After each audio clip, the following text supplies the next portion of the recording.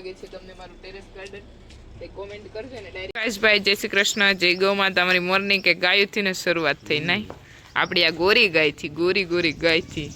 તો ભાઈ અત્યારના જો કાયમી માટેની ગોરી ગાય અમને સવારમાં દર્શન દઈએ છે એમ. જય શ્રી કૃષ્ણ, જય માં મોગલ, હર મહાદેવ. કેમ છો બધા? મજામાં જશો? નવા બ્લોગમાં તમારું હાર્દિક સ્વાગત છે. તો હવે અત્યારે બધું મસ્ત કામ કરી અને નાહી ધોઈ અને બધા મસ્ત ફ્રેશ થઈ ગયા છે. અને બસ જો મમ્મીને એ લોકો પણ ગૌશાળાએથી આવી ગયા છે અને બધું કામ પણ આપણું મસ્ત ફિનિશ થઈ ગયું છે. તો કાલે ભાઈ આપણે ખજૂર પાક બનાવ્યો હતો તો એનું કામ અત્યારના ઋષિ દીદીએ કટિંગ કામ ચાલુ કરી દીધું છે અને કેવી રીતના ભાઈ કટિંગ થાય છે એવું. રુષિતા દીદી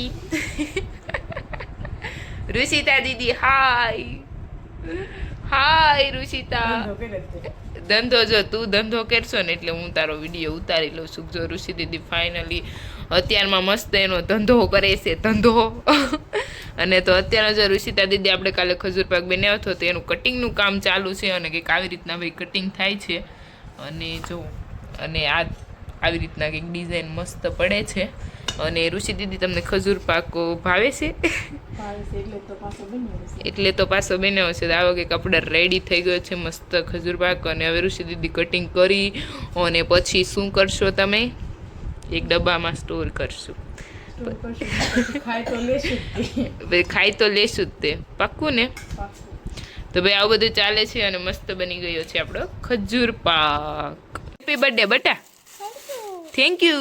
તો આજે અમારા પીયુ બેન નો બર્થડે છે. ગયા વર્ષે આપણે તો અમારે ભાઈ પીયુ બેન નો ઓલા વર્ષે તો આપણે કેક મસ્ત ખાઈ લીધી હતી, પણ આ વર્ષે બટા ચોકલેટ કેમ આપ? કેક નથી ખવડાવી? હે કેક નથી ખવડાવી બેટા?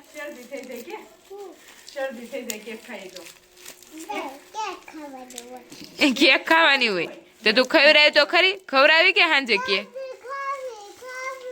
હું કે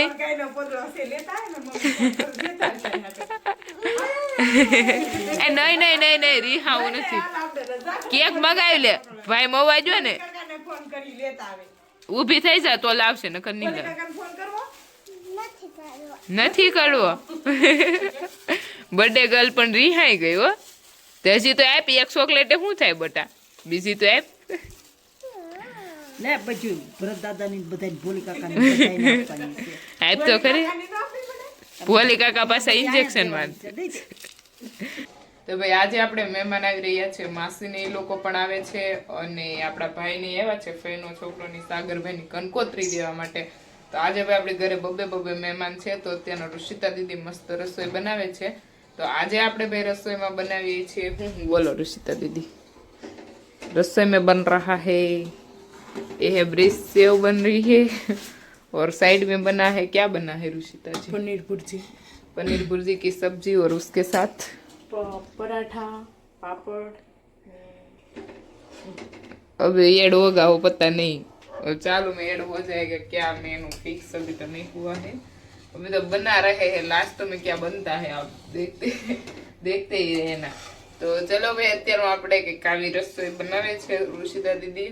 પનીર ભુરજીનું શાક, પરાઠા, બ્રેસ સેવ, પાપડ, છાશ, પછી કાંદા અને સલાડ. એટલે ટૂંકમાં એવું બધું એવું કર્યું છે.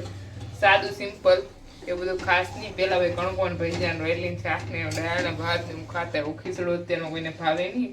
સાદું સિમ્પલ મોસ્ટ ઓફ બધાને ભાવે.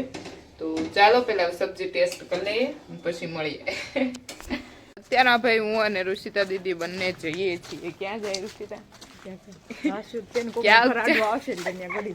ક્યાંક જાશું એમ નહીં. અમે હું અને ઋષિ છે ને ઘણા દિવસો પછી જઈએ છીએ ટેરેસ ગાર્ડન પર. કેમ કે આજે મારે ફૂલ જોઈએ છે કેમ કે પ્રોડક્ટ બનાવવા માટે જોઈને તો ફાઇનલી જવું છે. અને ટેરેસ ગાર્ડનનો નજારો આજે ઘણા દિવસ પછી તમને જોવા મળશે.